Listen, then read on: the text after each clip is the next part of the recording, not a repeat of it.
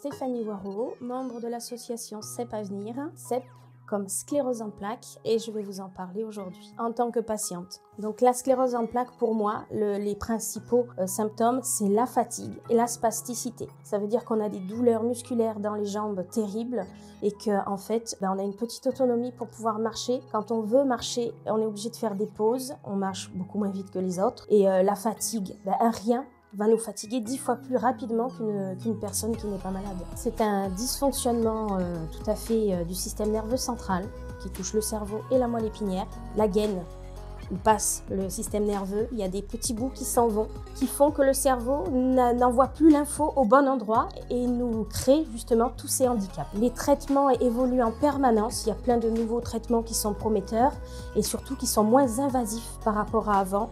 Là, à l'heure d'aujourd'hui, on a des comprimés à avaler, donc qui est beaucoup plus simple et qui nous permettent de pouvoir reprendre une certaine vie, entre guillemets, normale, parce qu'elle va atténuer, endormir un petit peu la maladie et nous permettre de pouvoir continuer. Des évolutions sont encore attendues, il y a de la recherche qui continue en permanence. Justement, c'est pour ça qu'il faut faire des dons aux associations qui nous permettent de pouvoir financer tous ces labos qui continuent à chercher et qui nous donnent à nous, malades, de l'espoir pour notre maladie. Cette maladie qui touche les jeunes de 20 à 30 ans, toujours pareil, qui au début ressentent des symptômes ou une grande fatigue et il faut pouvoir aller consulter parce que plus tôt on diagnostique la maladie et plus tôt on pourra avoir la chance de mieux vivre avec cette maladie. Des événements sont à venir, dont le défi de Ludo qui va partir du dimanche 17 avril et qui arrivera le jeudi 21 avril à La Ciotat, qui va nous permettre de mettre en avant la maladie et de la faire mieux connaître et surtout de récolter des dons